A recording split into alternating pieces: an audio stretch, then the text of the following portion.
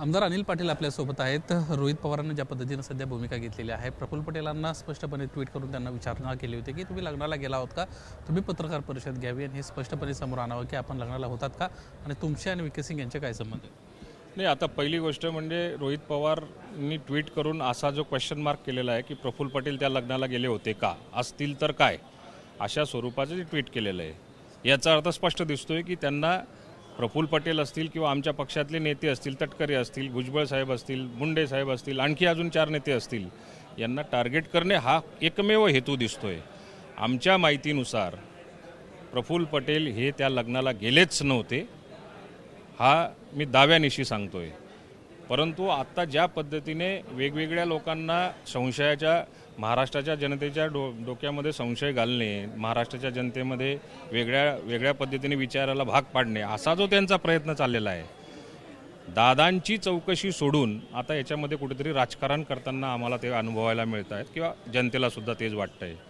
आत्ता मला असं वाटतं की त्यांनी दादांच्या चौकशी व्यतिरिक्त अशा स्वरूपाचे बाचकळ प्रश्न जर का विचारून टाकले तर जसं राहुल गांधींचं एकेकाळी त्यांना वेगळं नाव पडलेलं होतं, तसं महाराष्ट्रामध्ये दुसरं नाव नको पडायला म्हणून त्यांनी राईट ट्रॅकला राईट पद्धतीने आपण दादांच्या चौकशीच्याच मागे राहिलं पाहिजे.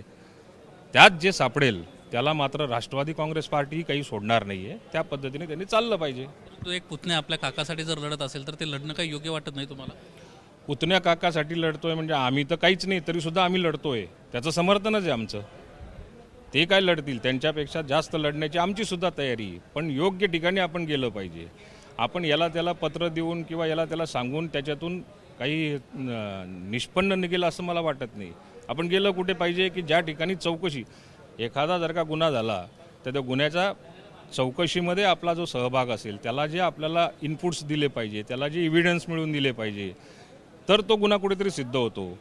भलतीसकडे कुठेतरी जाऊन पत्र द्यायचं ना आपण ही मागणी करू, असं करून त्याच्यातून गुन्ह्यातून निष्पन्न काय निघणार, निघेल कुठे की ज्या ठिकाणी चौकशी केली जाते त्या ठिकाणी हे एव्हिडन्स दिले पाहिजे आपण, किंवा त्या ठिकाणी आपण पाठपुरावा केला पाहिजे. सीआयडीला आम्ही एव्हिडन्स दिले, सीआयडीला आम्ही सातत्यानं विचारणा करतोय, पण सीआयडी उत्तर देत नाहीये. जर सरकार उत्तर देत नसेल, सीआयडी उत्तर दिलं नसेल तर विरोधी पक्षातील लोकांना भेटावंच लागेल ना. आता विरोधी पक्षाच्या नेत्यांकडे समजा असं भेटायचं असेल तर शो करण्याची काय गरज आहे मग.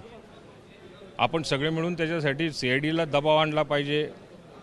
आम्हाला तर अजूनपर्यंत तर कधी विचारलं नाही असं, पण विरोधकांकडे जाऊन काय ती मोठ बांधण्याचा एक प्रकार आहे आणि कोणाला ना कोणाला कोणी चौकशी ह्या संशयाच्या भोवऱ्यामध्ये आणण्याकरता, दादांविषयी प्रेम असेल त्यांचं, त्याच्याबद्दल वाद नाही, पण संशयाच्या भोवऱ्यामध्ये वेगवेगळ्या लोकांना आणण्याचं कार्य त्यांचं आता सुरू झालेलं आहे. म्हणजे थेट तुम्ही नाव घेताय की प्रफुल्ल पटेल, सुनील तटकरे यांना संशयाच्या भोवऱ्यात आणण्याचं ते काम करतात. आता यांच्या संशयाच्या भोवऱ्यामध्ये आणण्याचा प्रयत्न करतील, उद्या अजून 4 जणांना आणतील, परवा अजून सरकारला आणतील.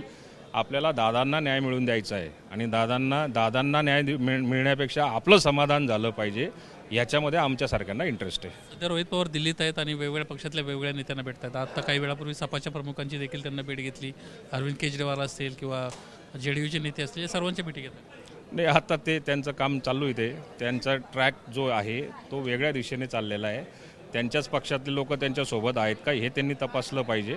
बाहेरच्या नेत्यांच्या लोकांजवळ जाण्यापेक्षा किंवा इतर जाण्यापेक्षा आपले नेते तरी आपल्याबरोबर आहेत का, हाही त्यांनी त्यांना तपासण्याची आवश्यकता आहे. जय पवारांची पत्रकार परिषद रद्द झाली, काय कारण कळलंय? रद्द नाही झाली, ती पुढे गेलेली. काय कारण? ते अजून काही माहिती मागवत आहेत आणि योग्य माहिती आल्यानंतरच जय पवार पण बोलतील. याच प्रकरणी ते पत्रकार परिषद घेणार आहेत अजितदादांच्या. ते आता त्यांनाच विचारलं पाहिजे.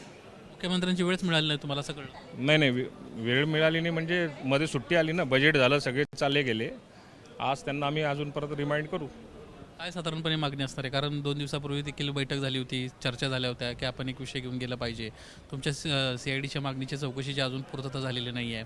यासोबतच अनेक जे संशय निर्माण झालेले आहेत, खास करून अहवालामधले, त्या संदर्भातले देखील उत्तर नाही आहे. नाही, आमच्या माध्यमातून जो काही अहवाल प्राप्त झालेला आहे तो अहवाल काही आत्ता समाधानकारक असा वाटत नाही आहे.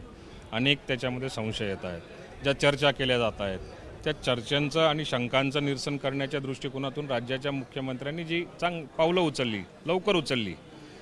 राज्याच्या मुख्यमंत्र्यांना आम्हाला विनंती करायची आहे की हे कुठेतरी लवकर झालं पाहिजे, म्हणजे प्राथमिक अहवालामध्ये संशय निर्माण झाला, त्याच्यानंतर ATCने, मुंबई ATC असेल, पुणे असेल, बारामती असेल, यांनी परवानग्या कशा दिलेल्या आहेत याची चौकशीचा अहवाल खरोखर लवकरात लवकर आला पाहिजे.